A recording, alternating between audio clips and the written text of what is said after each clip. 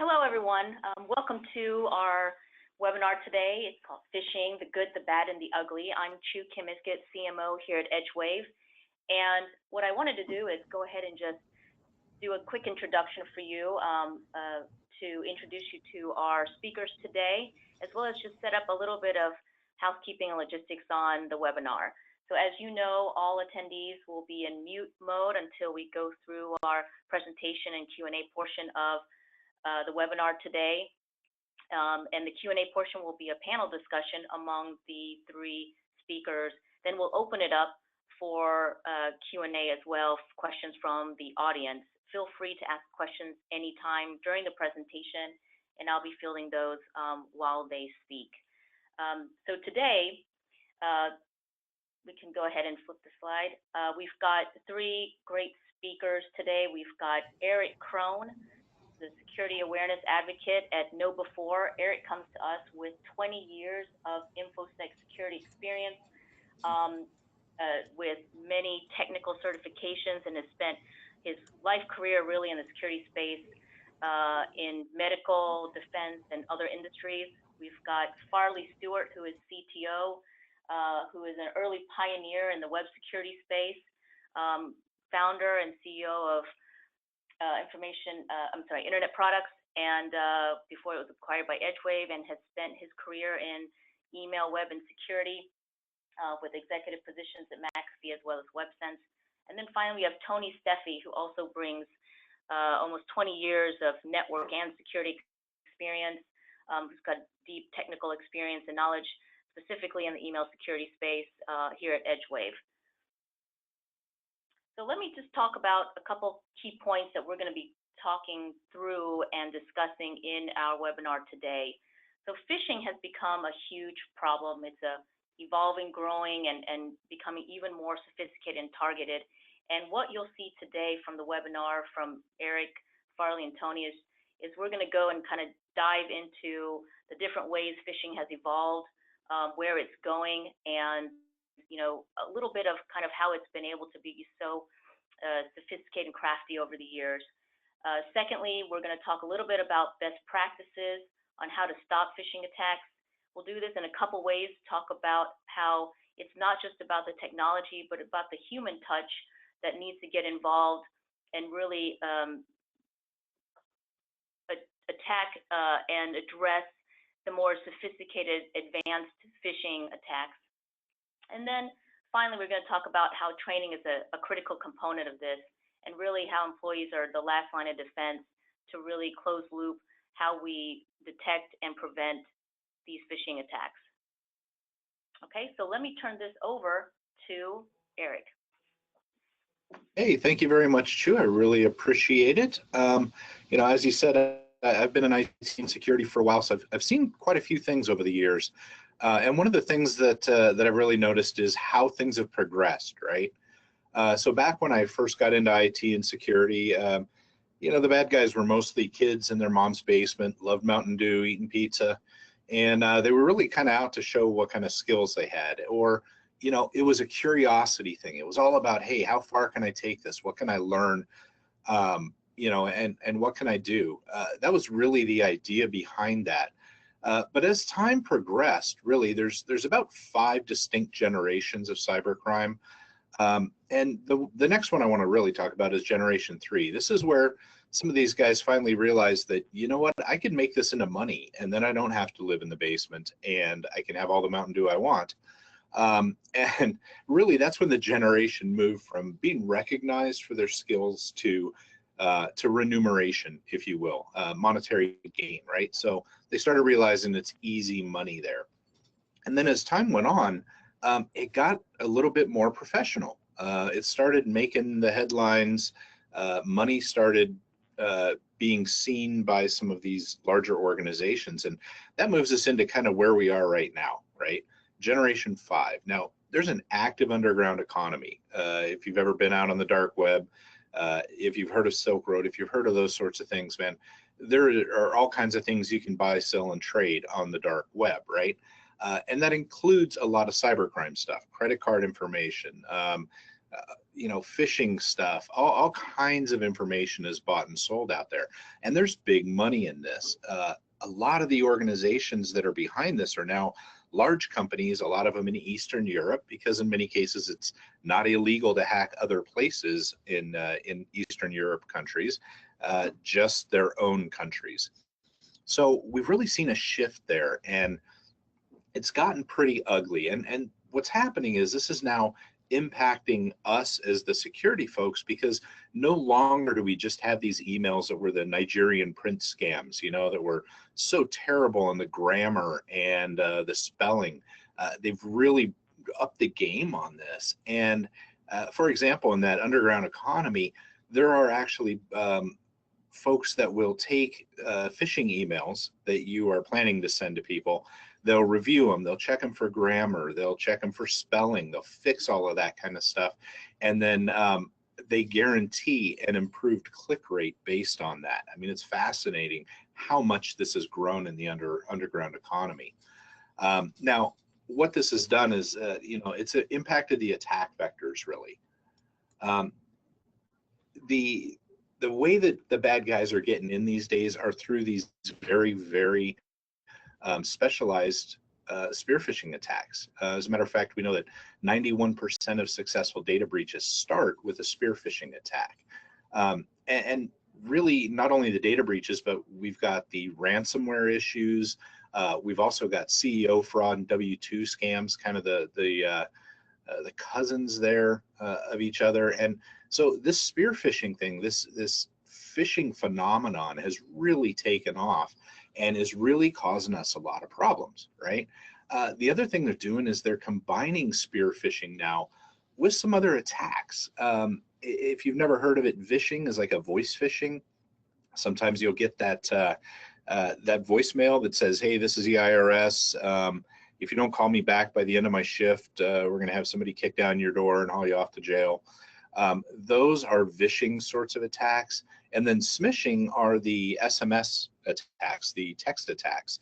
And what we're seeing happen is they'll combine these sort of things with some of the spear phishing attacks or the phishing attacks to make it more believable. So you get an email perhaps that says, we'll go with the IRS theme. "Hey, this is the IRS. We're going to arrest you if you don't send us money." And then you get an SMS or a text message that says, "This is the IRS. We sent you an email. You need to respond immediately." For a lot of people, that's going to really validate that original email and make them want to check it and let their guard down, right? Pretty ugly, nasty stuff, but we're seeing this happen more and more as they're putting this stuff together. And the problem just keeps growing as they keep getting smarter, right? The other thing that happens is on these phishing emails, typically these are based on a social engineering premise, right? So an email will come in, we've seen this here actually, you'll get an email from, say, the president of the company or the CEO or something like that that says something along the lines of very simple, "Did you get my earlier email?" Okay. And what that does, it seems innocuous, right? You think, oh, whatever, but if the person replies to that, they're going to reply to the scammer and they're going to say, "No, I didn't get the email." And that's going to turn into one of those, "Well, we really need to take care of this. It's urgent," and start putting the pressure on. And then that's where people kind of fall down on these phishing attacks and start doing things they're not supposed to, sending money, sending W-2s, clicking on links, things like that, because now they think that they've upset the boss in some way, shape, or form, right? So that social engineering ploy to scare people, again, starts off with something very simple like, "Hey, did you get my earlier email?" Or, something along those lines. And we see that all the time here. As an organization, one of the things we do is we see a lot of the phishing emails. There's an option with one of our tools where they can CC us on it. And we're seeing about 1,800 or so emails a day, about 9,000 a week total, where we're looking at trends and what's going on in the industry, what's happening this week in the real emails that are going out there in phishing groups. And so when we see things like this, we tend to look at this and look for trends and figure out how that's going to work. And it's pretty amazing what the bad guys are up to these days. And honestly, how often people are able to click on these emails or do click on these emails because they're just so well crafted, right?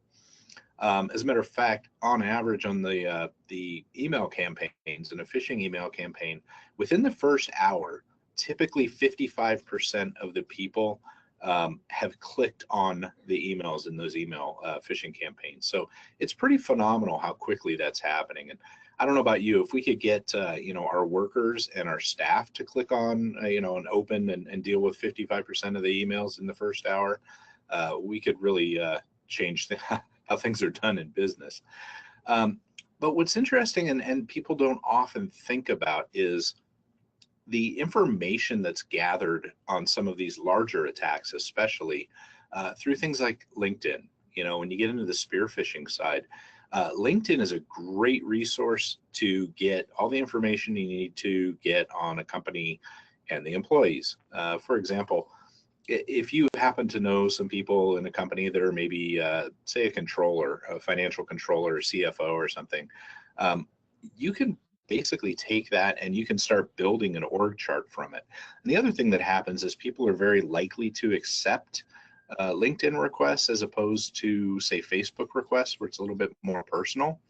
So the bad guys will get in there with some of these CFOs and they'll connect with them, and then next thing you know, when they get a new job or they move to somewhere else, what's the first thing that happens? Well, we do something on LinkedIn and bam, it blasts it out to our whole group. Congratulate them on the new job. Well, now the bad guys know that this person has started a new job and are probably more susceptible to being a little nervous, wanting to please the boss and all that, in the first 90 days, how we all feel that way. So we've seen that leveraged as a way to attack folks in these phishing emails. And the attacks are quite frankly, they're working. So here's an example here of a sort of blended threat too. This is a company called Leone AG. It's a company that is big, but most people haven't heard of.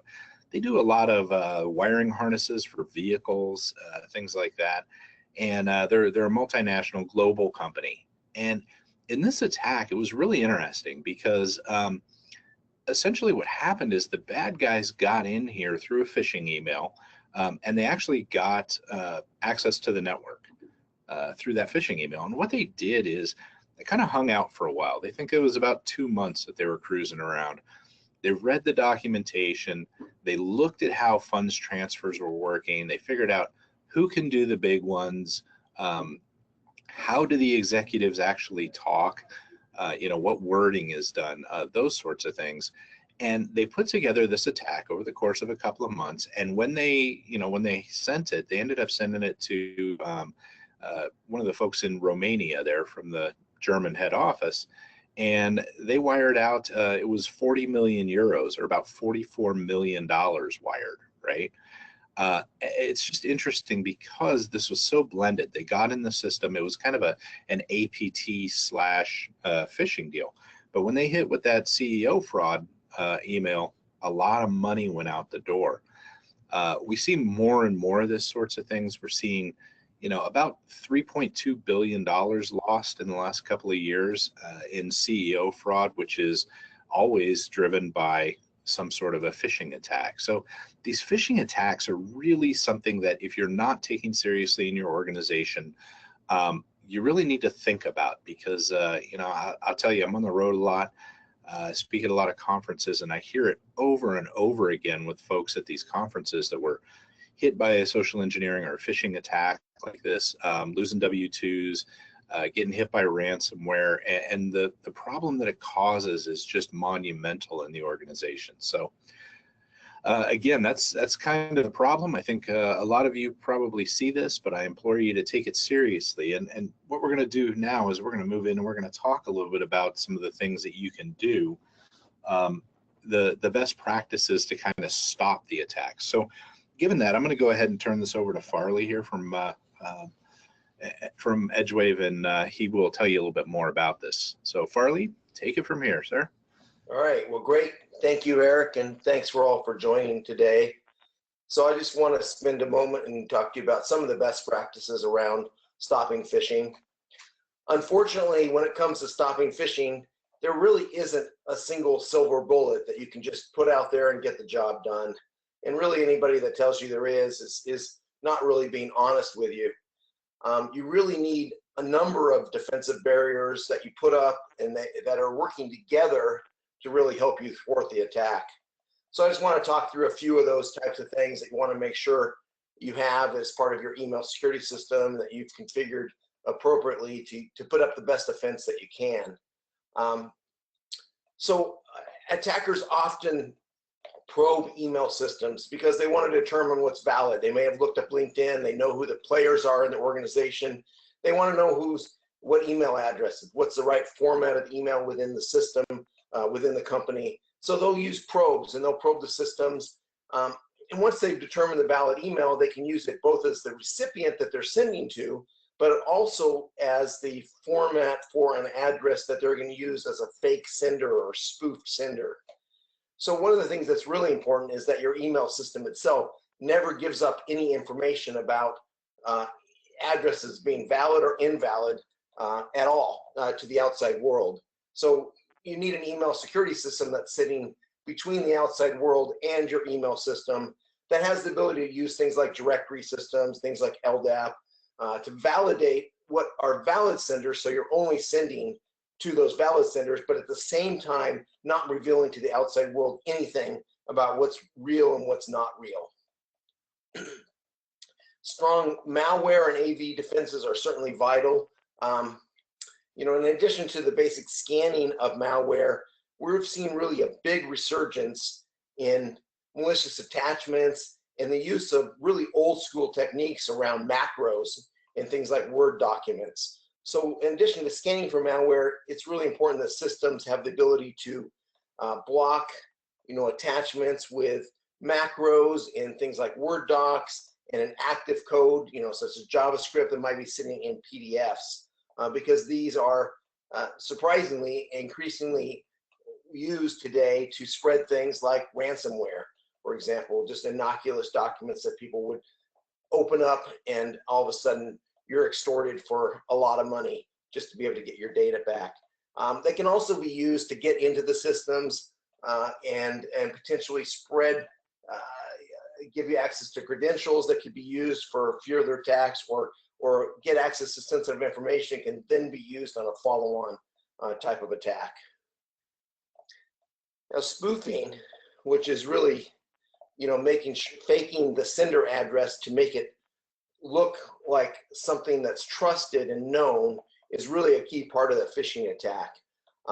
Criminals want to make emails appear that they come from someone in the company that's trusted, somebody like the CEO talking to the CFO, right? Or a trusted business partner that's asking somebody to do something. So they want to make those emails appear legitimate.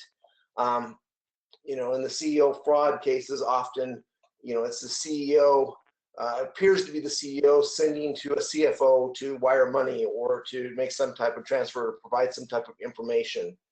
So one of the things that's really critical is that you don't allow anybody from the outside world that's not legitimate to be able to send using your domain. So you want to make sure you have spoof protection in place that stops attacks from using your domain. At the same time, there are legitimate sources out there that will send with your domain, so you need to make sure you have enough exception handling in there so that you can allow legitimate sources, whether that be some cloud-based system that you use that needs to send with your domain, or some type of there's a mail houses and things that might be using to send using your domain. So needed exception handling, but you have to have the ability to make sure that you configure the systems and you turn on the spoofing protection to make sure that people aren't using your domain and sending in, because it's just too easy to send an email using your domain that appears, like it's coming from the CEO, but it was really originated outside your network. Now, once you've done that, you've turned on that spoofing protection. A lot of times the bad guys, to get around that type of own domain spoofing protection, they'll actually go out and use similar looking domains, and you see this, and they'll use something that's just a little bit off, a character's off, some misspelling, something that if you look at it quickly, which often when we go through our emails, we look at them very quickly. So they'll look very quickly, they'll just appear to be your domain, and they have that legitimacy to them. So somebody will go through them really quickly. So fuzzy domain protection allows you to basically identify very similar domains that could be potentially used in spoof campaigns and make sure that those are also stopped as part of your spoof protection. Now, that's, when things that are coming in, sending and looking like the customer's domain. But then what will happen is people will also try to use business partners, trusted folks that might be sending within the organization, and use these as domains and things that people might think of as legitimate and might respond to. So what's important there is that if you're getting an email from, let's say, a social media, from Facebook or from LinkedIn or from some trusted business partner, be it your accountant or your lawyer, those organizations have mail senders, and those mail senders are really set up in a way that they are only certain senders that are allowed to send for that customer domain. So it's important that you use things like Sender Policy Framework, SPF, and that can be used to confirm that the server that's actually sending the mail is allowed to send the mail for that domain, and make sure that somebody isn't just spoofing that business partner's email address and pretending to send you an email from them from a server that is completely not within their organization. So SPF checks an important component to turn on. And then lastly, the URL itself is obviously very important and critical in identifying phish and other malicious emails. So it's really important that your email security system incorporates some component of web security intelligence that looks at and understands the URLs themselves and knows which ones are associated with bad sites, sites that have phishing, and other malicious websites. Now, unfortunately, even the best automation itself is really not sufficient. The problem is that attacks morph, they change to specifically get around automated defenses. So what might work to stop maybe the start of a campaign may not work at all a few moments later. Attackers are very smart. They're specifically going out there knowing there's defenses in place, and they're specifically working and changing things to get around these defenses. So this is where having humans doing 24/7 real-time review is absolutely critical. Humans can recognize campaigns and very quickly adjust rules, whereas automation alone can take hours to adjust to new patterns and new types of attacks. Humans can also make a really important distinction between annoyance emails that you might get, things like ads and newsletters, and those that are really truly harmful emails such as phishing and malware. So the EdgeWave Threat Center incorporates threat intelligence and analytics from our proprietary technology, from third-party feeds, and real-time human review and analysis. And we found that this approach has a really high degree of accuracy for phishing attacks, ransomware, impersonations, and other sophisticated targeted attacks. In the near future, we're releasing enhanced services that will allow end users to tag emails, and that will for real-time analysis. Those tagged emails will go back to this real-time analysis team, and they will actually analyze it at that time in real time, and then it'll be verified, and it will come back to the end user and to the administrators to basically let them know that attack is valid and it's within their network. So this will be basically feedback back to the organization, as well as into the network itself, that there's confirmed attacks, and that can be used to shut down those attacks quickly, as well as identify attacks within other parts of organizations that are related. We're also adding an end user community engagement piece and a crowdsourcing piece that will allow additional tagging and reporting of suspicious emails.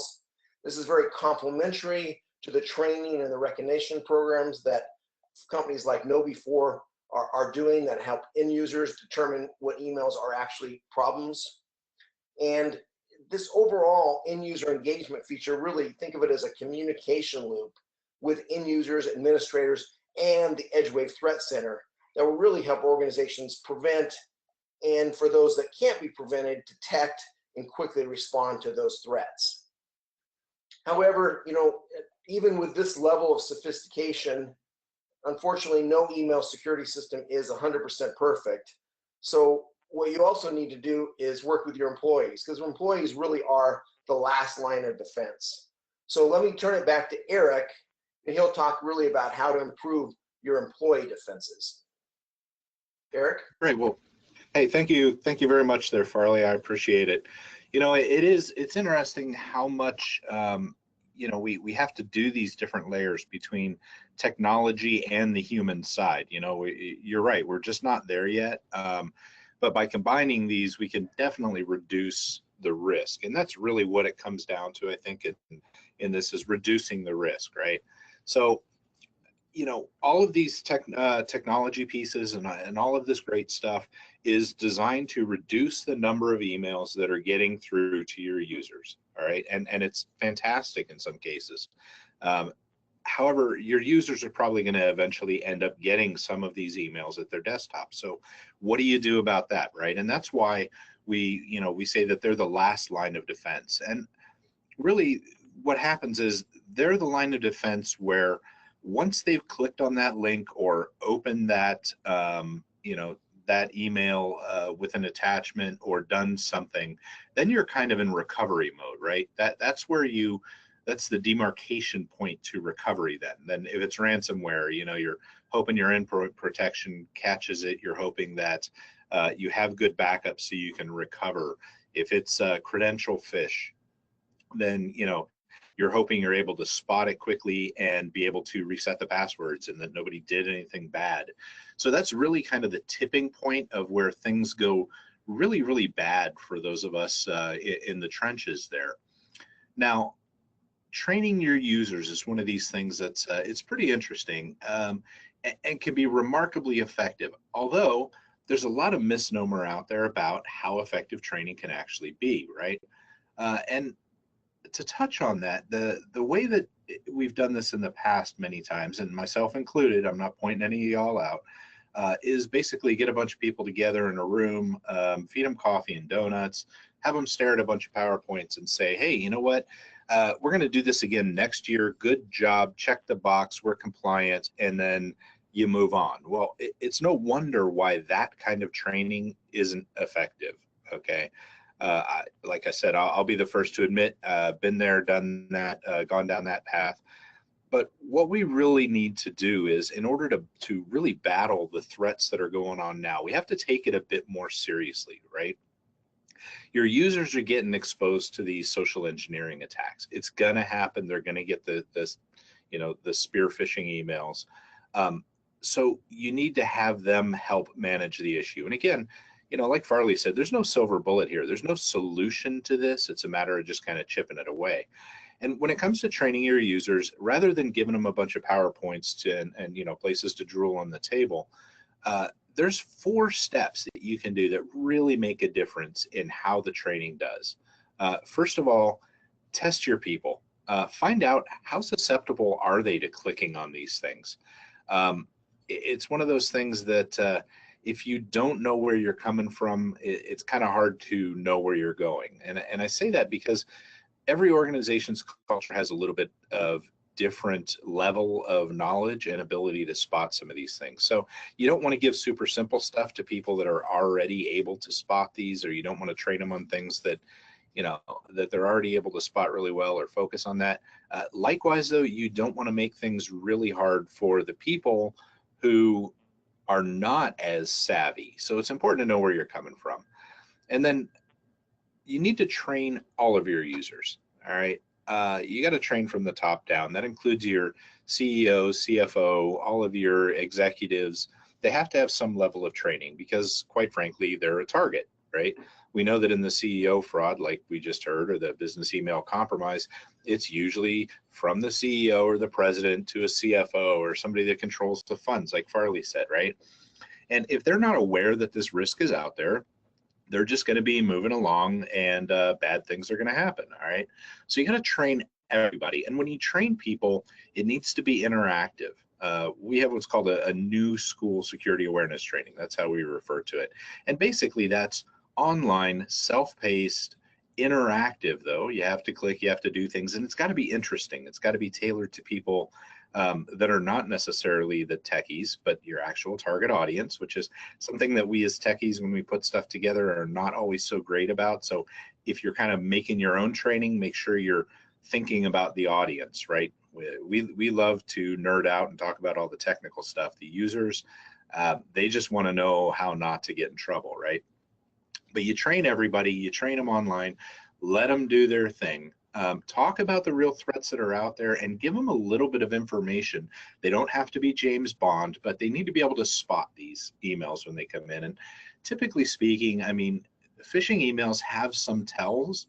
They're like any scam or con that's out there. And, you know, did I get an email from my HR department at 3 o'clock in the morning on a Saturday when that never happens? Well, if that's the case, you know, maybe you should be a little more cautious with this. Or, you know, am I getting emails from people that I've never talked to before? That may be part of your job, but if it's not, maybe I need to check this. Or, you know, there's usually something that feels off on the users. They kind of go, you know, something was weird. And we want to really hone that sense, right? And then what you want to do after you've trained them and taught them what to look for in these emails, then you want to phish them. And I say that because what this does is this really just continues to reinforce what you taught them in training. Think back to something, you know, maybe you did some training a year ago, and how much of that do you remember if you're not using it every day, right?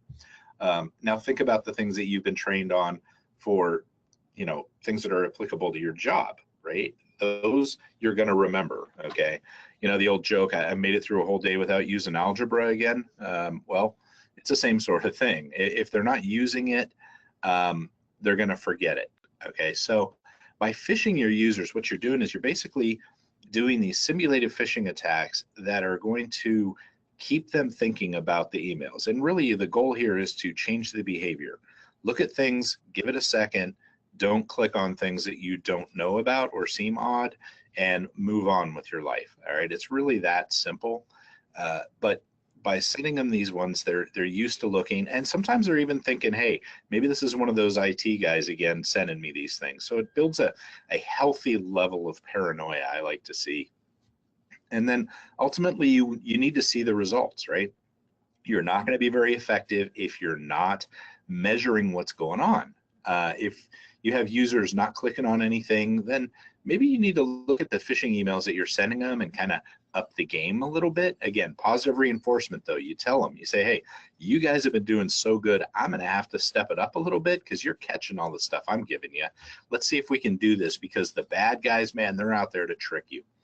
If you do that sort of an approach, it can make a huge difference in what's going on. And finally, make them understand that they have skin in the game as well. So when you're training these folks or you're setting them up for training, it needs to be positive. Hey, we're teaching you some things here, and you know, you're just as susceptible at home to ransomware as anyone is in an organization, maybe even more so. You know, these tech support scams that people get in these phishing emails or these ad pop-ups, those are also things that can impact you at home. We're trying to save you from that trouble. All of these things, you know, if you lose all of your W-2s in a phishing attack, well, that's going to impact you for years to come, because now your social security number and all that stuff is compromised, and you know, odds are your tax return's been filed, so you got to jump through hoops at the IRS. This is here to help you guys, and if you keep that messaging going, it's amazing how much that can impact what people learn in the training, and you know, how well they're going to do moving forward with respect to not clicking on these links. The reduction in risk is just phenomenal when you do something like this. So, you know, that being said, that's all I really want to target here with respect to the training piece. So I'm gonna go ahead and send this back to you, Chu, to summarize. Thanks, Erich and Farley, for that great insight around phishing. Just to summarize for today, you know, you've heard about kind of how phishing attacks work, how they've evolved over the years, and just really cybercrime as a whole. And, you know, we talk about best practices. It's not just about technology, but there's a human element to this that really helps in terms of the accuracy and really preventing more phishing attacks to actually penetrate and infiltrate your organization. And then another part of the human element is really the training, right? That's a critical component of working with your employees, the end users, to make sure that they're aware, they understand, and they can help really prevent this from propagating within your network as well. So what I'm going to do now is kind of open up to panel Q&A, and we've got some questions here that we're going to throw out to the whole team. And just a reminder, this is Erich Kron, Farley, Stewart, as well as Tony Steffe, who will be answering these questions. So Erich, I'm going to throw this out to you, and then we'll have Farley and Tony comment on it as well. But what do you see as the future of phishing? We talked a lot about, you know, where it's been and where it is today, but do you have any comments around where we think this is going? Yeah, you know, as long as it continues to be an attack vector that's working so well, they're going to keep using it. They're making money off of it. So there's really no reason for them to stop using it. As a matter of fact, we're seeing them get more and more complicated with what they're doing. As I mentioned earlier, with bringing in those additional kind of, SMSs to help with that. We're also seeing things like with the W-2 fraud, where people will fall for the W-2 fraud, and then the bad guys come back and hit them up, you know, later for, say, CEO fraud. We're seeing those kind of combined attacks, and I guess the idea is, hey, if you were silly enough to fall for it one time, you'll probably do it again. So we're seeing that sort of stuff. This is absolutely happening. It's absolutely getting worse, and they're getting more clever about how they're doing this. That's why it's so important for us to get out in front of that and quit clicking these links. Great, Erich. Tony or Farley, you have any comments on future of phishing? Well, I think Erich nailed it. You know, these things are effective, right? They're working, and as long as they continue working, they're going to continue to not only be used, but be improved, right? This is a cat and mouse game. Security companies continue to improve. Training of users continues to improve, but so do the attackers. The attackers get better. The phishing attacks that we see today are much, much more difficult to detect than the things that we saw just a couple years ago. So that's improvement. And I think the other thing that you'll see is you'll see more of this integrated type of attacks, you know, where somebody's calling you and they're using your voicemail, they're using your mobile phone, and they're also backing it up with email. Not unlike the frantic CEO that wants to get in touch with you and sends you, texts, voicemails, and emails to make sure that you get, something done, like that wire transfer. So you'll see more and more of that as people get better and continue to put the pressure on users to respond to these types of attacks. Great, thanks, Farley. So additional question here, phishing, ransomware, buzzwords that have been around for a while. Erich, I'm going to throw this one over to you. How are they different? How are they related? Well, phishing is really just the act of sending out emails and trying to get somebody to do something. And really, it depends on what they're trying to accomplish, right? It's different payloads. Some of the payloads are, to get you to go enter your credentials somewhere and fool you into thinking you need to log into Microsoft. We saw that with, what was it, the DNC, where they got those credentials like that. Other ones are there to spread malware. You know, they get you to click on a link or open an attachment. We've seen some pretty sneaky stuff, you know, especially on the ransomware side, where like just recently, Locky was one of the most popular ransomware strains. It's kind of fallen back a little bit and Server took over, but now Locky's actually relaunched with some new ugliness where it's embedding a Word document in a PDF, and once you open that, you know, it's game over. And they're using phishing to get those spread to these organizations.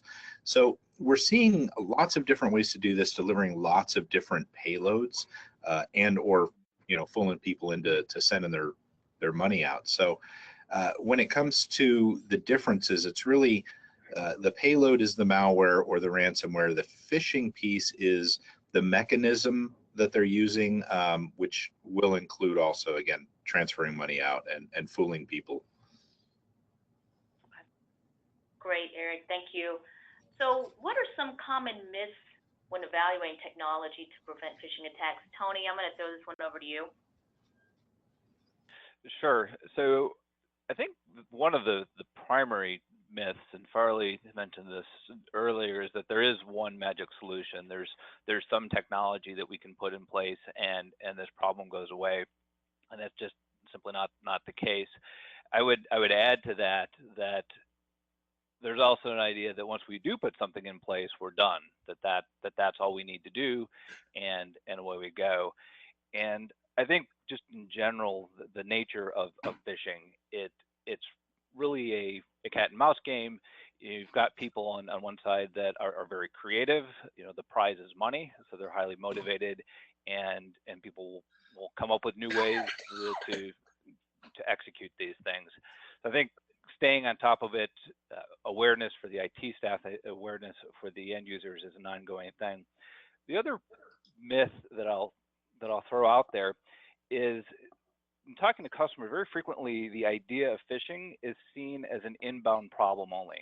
We only need to be concerned about things coming into our network, and really outbound gets left on the table, as it were, just because we're thinking about things coming into the network. And really there's a lot of things to think about on the outbound side. One is making sure that your outbound flow of mail is accepted, because frequently the people who are doing phishing attacks or spoofing, they may be spoofing your organization's domain in order to communicate to somebody else. So having things like SPF records for your domain is important, you know, including checking SPF records as your mail comes in. That's something that sometimes is not in place. And the other thing on the outbound side is being able to do security scans of your mail message. So if something is compromised on the network, there's machines that are part of a spam bot that are being used by people who are doing phishing to obscure where the source of these attacks come from, right? They're using your computers. They're not attacking you directly, but they're using your organization as an attack vector. So being able to stop that and be alerted that is happening and going on in your organization is a key thing to combat these things. Great, thanks, Tony. And then let's talk a little bit about kind of, you know, industry markets. Who is someone getting hit harder than others? SMB specific verticals. Eric, do you want to start us off on this? Sure. You know, we deal a lot in both markets here, and honestly, I see it's pretty much everybody is getting hit. Now, they may be getting hit by something a little bit different or more targeted where there's a lot of money, but it's not safe to be an SMB these days. It's really not, especially on the ransomware side.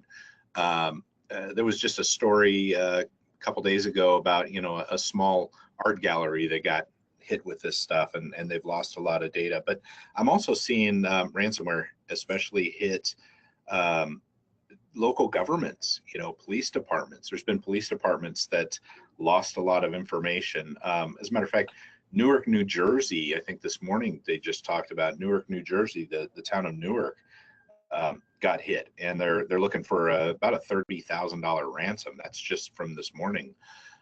So that's happening at all levels in there. And not only that, a lot of the SMBs kind of think, well, we're too small to have anything valuable, anything that people really want, but that's simply not true these days. There's intellectual property.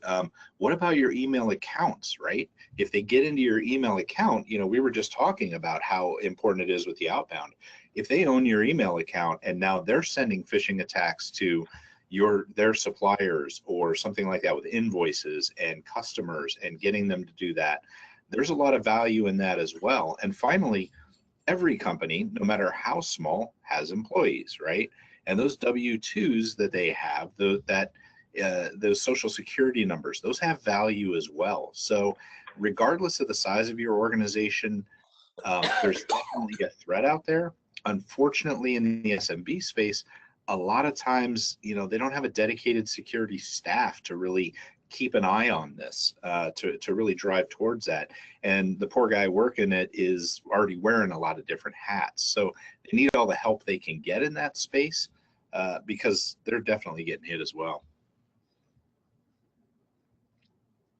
Great, thanks, Eric. And then just one more, you know, you mentioned a little bit of training earlier, and, you know, Oops, sorry, I lost you there for a second.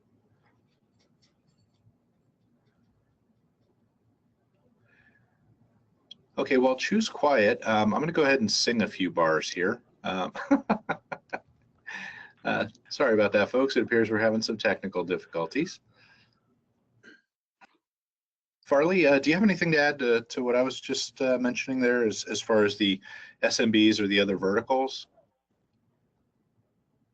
No, I think you covered it well, Eric. I think that the key thing is that sometimes folks think they're immune to these types of scams, and they really aren't. I mean, some comment in the I comment in the email, the questions was about, you know, reminding people about the infamous Microsoft scam, you know, where people are going after individuals in their homes with, you know, actual calls from you know, appearing to be from Microsoft tech support, which probably many of us have experienced.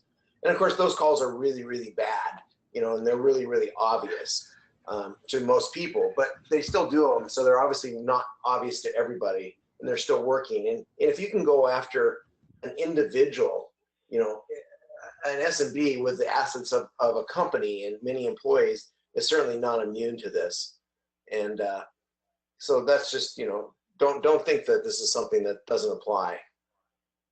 Yeah, that's interesting on those Microsoft attacks there, the tech support scams. You know, I've even heard of folks in organizations that they got this call and they went through what the tech support guy was doing, even though they have an IT department in the organization, or let's say they outsource their IT, they still end up going through this and falling for the scam, which ends up in many times, you know, they get remote access to the computer and there's money transferred and there's all kinds of crazy stuff like that that happens with these tech support scams.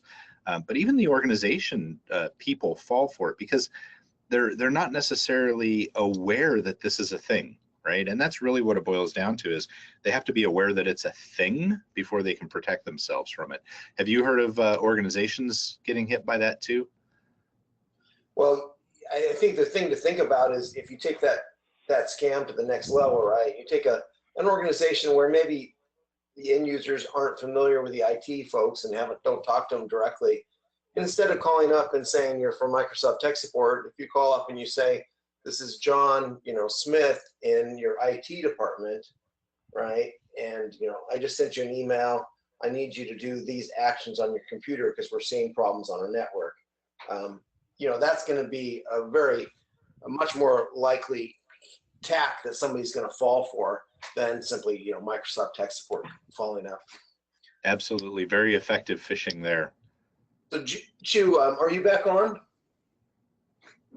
Okay, well, you know, there's a number of questions so you know, there's one here that let me go ahead and take myself because it falls with the presentation. There's a question here about, you know, with regarding CEO phishing scams, asking for wire transfers, would it be prudent to set up something like a content filter with display names for the users inside the organization and then quarantine messages inbound from the outside where the attacker is masquerading as an internal employee?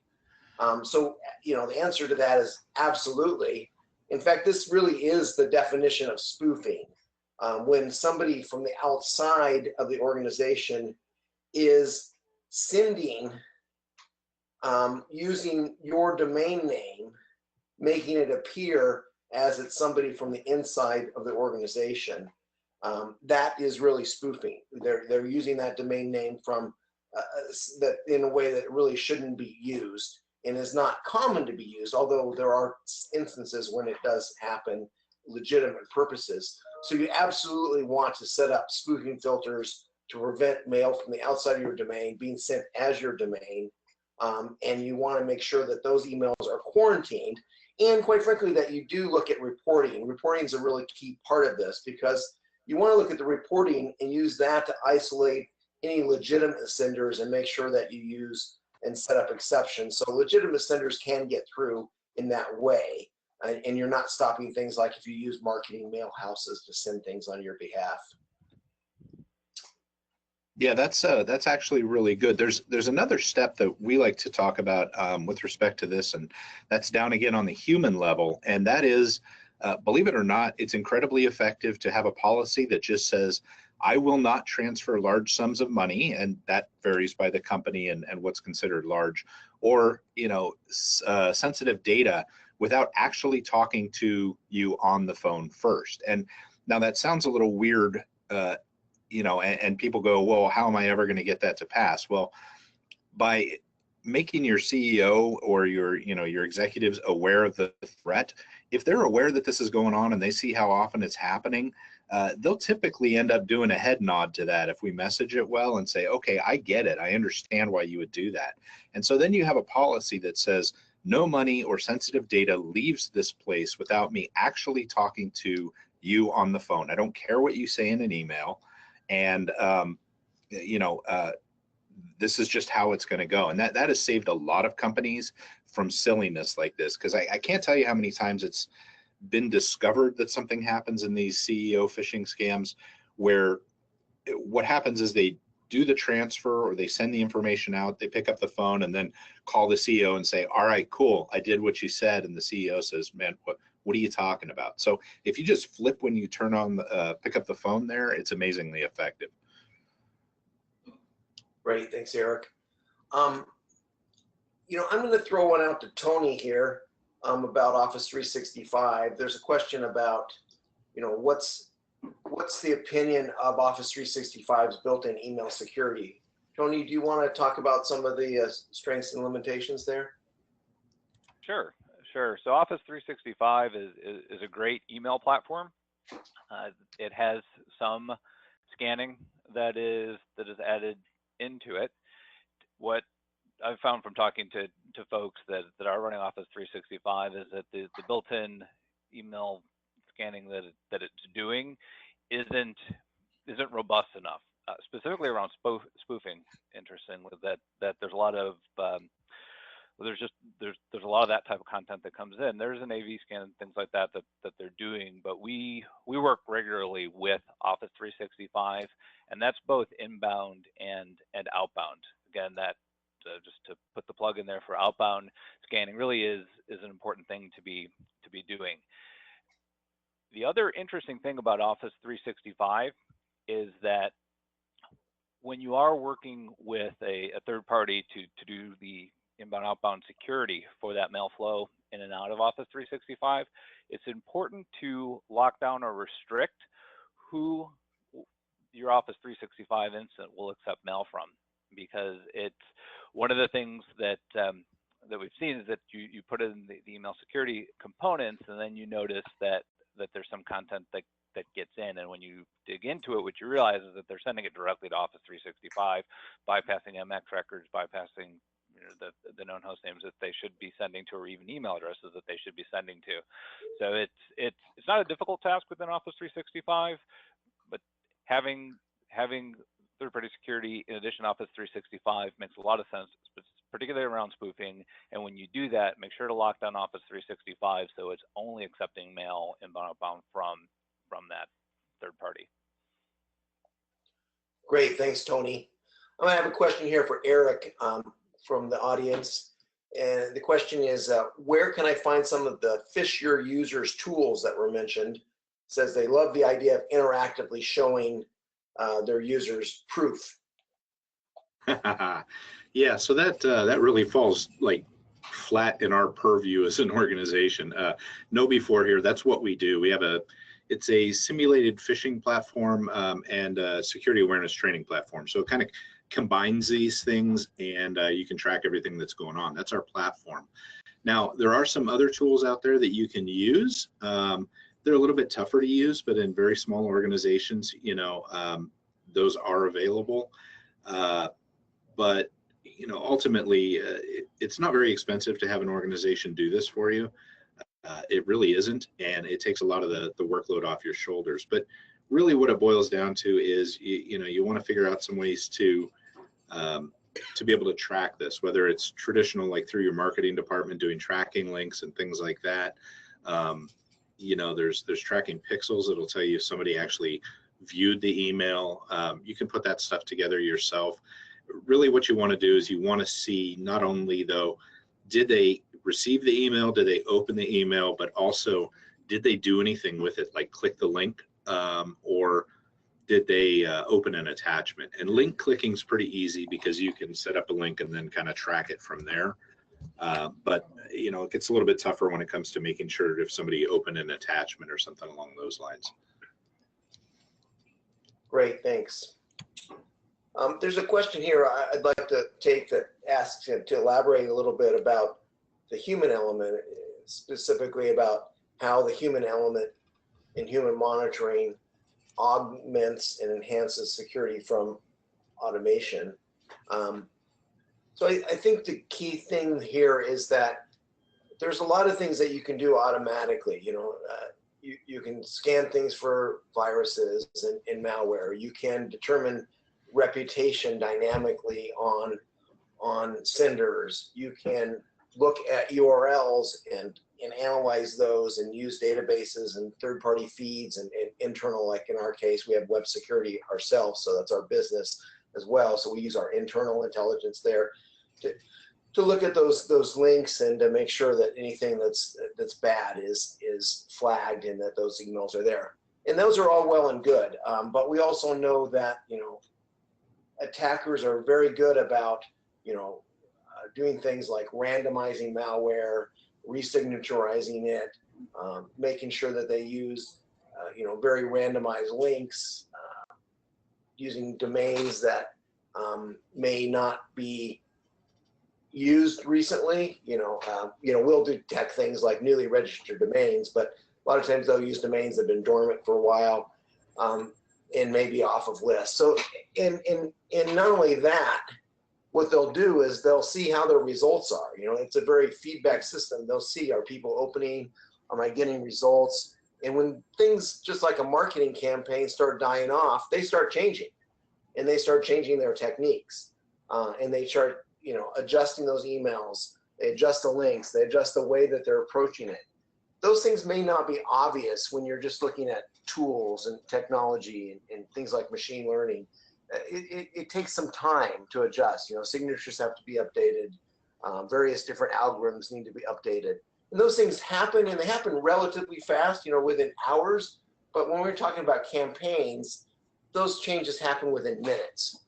So the ability for a human to recognize that and see the trends that are happening and see the emails that are coming in overall, and then very quickly say, hey, look, this thing is being resignaturized, it's getting around our malware defenses, and bam, we need to add in a new rule to detect those types of things. Or we're seeing this particular trend over here, bam, put in a new rule, be able to adjust that.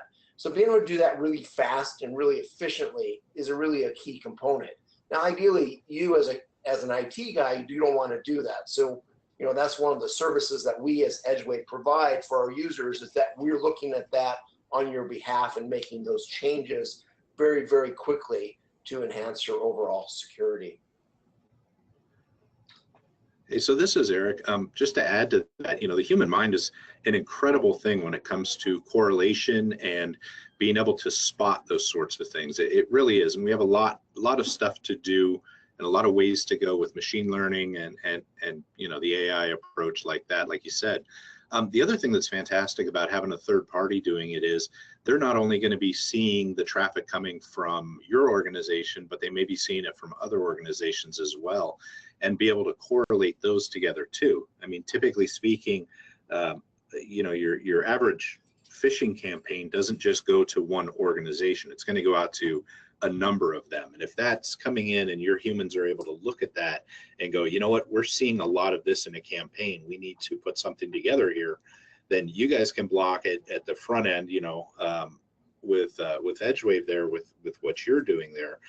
We use the same kind of thing here, where when we see a lot of those reported phishing emails come in that are, you know, related to a certain event. A lot of times when something happens, like, you know, the unfortunate events that happened in United Airlines, you know, a week or so ago, we see a spike in those sorts of emails coming in, and we know that we need to make a template quickly so we can get it out to the users to kind of head that off up front and inoculate them to those sorts of emails. I'm sure you guys see the same sorts of things from different organizations in, you know, your human piece of that. Am I right in that? Absolutely, Eric. Yeah, we are at the top of the hour, so there's a couple of things I want to, if Tony, if you could advance to the next slide, please. I want to make folks aware of our next webinar in the series that's going to be covering ransomware. There is a link there if you'd like to register and join as part of this webinar series. We will stay on for a few more moments and take some additional questions, but I also want to let folks know that this is recorded and it will be available offline, so anybody who would like to get a copy of the slides or the presentation and review it, that will be available, and we will send an email out to the attendees to let them know where that is at. Again, we'll stay on for a few more moments, but I recognize a lot of folks may need to go. So we certainly appreciate everybody joining us together today. Appreciate your time, and hopefully this presentation was helpful and informative for you. The folks that have put in questions that we aren't able to address live, we will make sure that we will answer those for you and get an email out to you with those responses. So for those folks that are able to join, let me take a few more questions. And for those folks that need to drop off, again, thank you very much for attending today. We do appreciate your attendance and your time.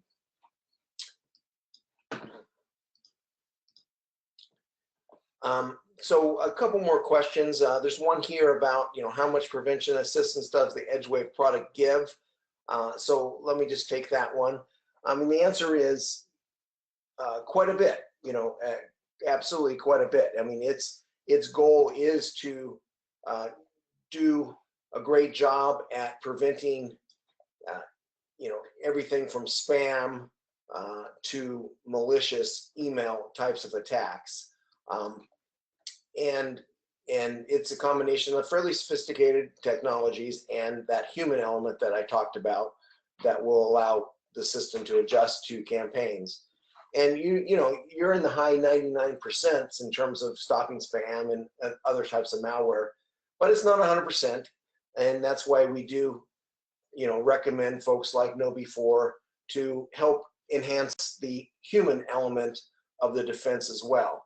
So you get a lot, and you absolutely need some type of email security system like what EdgeWave provides. That's absolutely a critical defense, and you need to configure it, like I talked about, in a way that you are putting the best foot forward in the most defenses out there to make sure that you are building up your barriers, right? Because this is really about, you know, if you harden your defenses in a number of different areas, you make it much more difficult to attack you. And there are plenty of other soft targets out there, and the attackers will just go somewhere else because it's not like there's a shortage of folks that they can go and try to attack. If you put your defenses up and they're strong, you will be spared, and while others will be, you know, taken advantage of.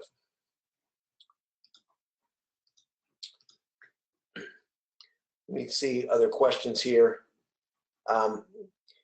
Eric, perhaps this would be a good one for you to address. There's a question here about what can we do regarding the social media element? And that's obviously a key part of phishing attacks. Yeah, that's a tough one because I mean, there's certain areas where it behooves you to put your information out there. LinkedIn is great for a lot of things and connecting with people in your area and building networks and resources and things like that. But again, like in my case, I'm very likely to, here I go exposing myself, but I'm very likely to respond to people and make them a friend on LinkedIn as opposed to Facebook. So if somebody says, hey, I saw you at such and such a speaking event, or I sat 3 rows and 2 seats away from you at such and such, will you connect on LinkedIn? I'm hitting yes pretty regularly on that, but I'm also aware of the information that I put out there. So if I change jobs, if I do something like that, I know what's going to happen, and I know that tends to trigger things, right? It's kind of like if you've ever applied for a mortgage, the amount of emails and mail in the mailbox and all of that stuff that happens after that is just, it's incredible, right?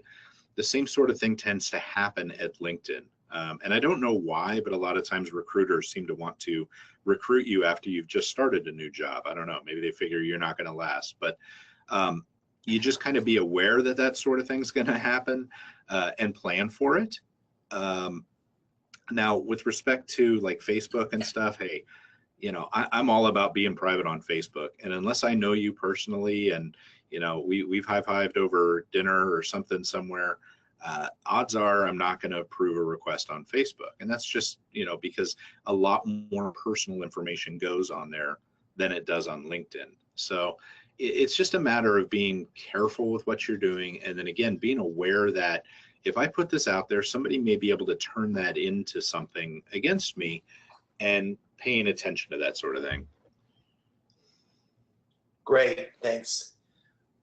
So let's take one more question, and I'll answer this, and I think Eric, you probably want to comment on this as well. It's about attack back postures. And so we'll take one more question, and again, thanks again for everybody joining. After this, we will go ahead and wrap things up. We will make sure that the questions that we weren't able to answer live get answered via email, and go from there. So this is a question which I know it's a little bit off topic, but in terms of phishing attacks per se, but I think it's a good philosophical question to end on. So this person asks about, certainly it's important to be defensive against these attacks, but is anyone or any company taking an offensive posture to actually attack back? So I'll take this. I think you're seeing more and more of at least comments about this, and there are certainly some companies that feel that philosophically they should take a more offensive nature in attacking back, but it's a very difficult problem. And the real issue is attribution. In terms of actually discovering who really is the attacker is not an easy problem. You see this in some of the attacks that are in the news, where after security companies and many folks and defense intelligence and other folks study the problem, 80% of them might agree that they think it's coming from North Korea or Russia or somewhere in Eastern Europe or particular attackers, but there's still a lot of folks that don't even agree. And those are on massive, very high profile attacks. So getting the actual determination of the attribution of who is the real attacker, and making sure that the attack, which is always disguised, folks don't just come in from your computer. What happens is they will usually compromise some system, or they will hire a set of botnets that are all compromised systems and use those as the attacker. So there's multiple levels of misdirection and sets of compromised systems that are used to implement these attacks. So it's very challenging to actually attack back. And you also then run the risk that if you do attack back, that attackers will come after you hard. I know a scenario where we, in one of my former companies in our security labs, went back and started probing back one of the attackers that we were dealing with. and they unleashed a denial of service attack that took down our ISP. It was huge. We had to black hole tons of traffic, but it was the volume at which they came back at us was absolutely scary. So you run the risk that you're going to be able to you're going to really upset some folks as well. So a better way to address it is really stop it, ignore it, and just make sure that you're defended against it, and you put the best defenses in place, both from a technology and a human perspective. So Eric, I'll give you the last word there if you want to add to that one before we wrap up. Yeah, so from a legal standpoint, that's just a can of worms. You know, we've seen some semi-vigilante sort of stuff go on out there. Again, I play a lot in the ransomware space, so there's a Kulova, which is a form of ransomware that locks all your stuff down, and if you read 2 articles on how not to get affected or infected by ransomware, you can unlock your files, right? That's just bad vigilantism there. That's things gone wrong. I think from a legal and an ethical standpoint, it's an ugly idea to attack back, right? You know, we've got some things that are happening right now. If you look at the Bricker bot thing that's happening with IoT, where you got a worm that's going around and bricking a lot of IoT devices that are insecure, so as to avoid having these big, you know, botnets. There's some real ethical issues with attacking back.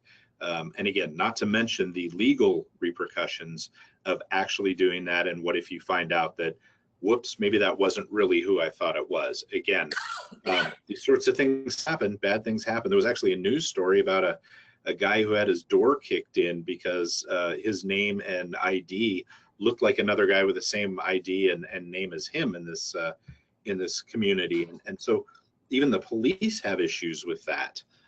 So I highly recommend against that sort of thing. You know, it's just bad news. Well, great. Well, thank you, Eric. So thanks again for everybody for joining. We're going to go ahead and wrap up now. Thank you, Eric. Thank you, Tony. Thank you, Chu. And thank you from EdgeWave. Please do join us on the next webinar on ransomware. The link is there, and this will be available to you. You'll see an email if you would like to review the presentation. Feel free to give us a call at EdgeWave or the folks at KnowBe4 if we can be of any assistance to you in helping protect your organization against cyber attacks. Thank you very much. You may now disconnect. Thank you.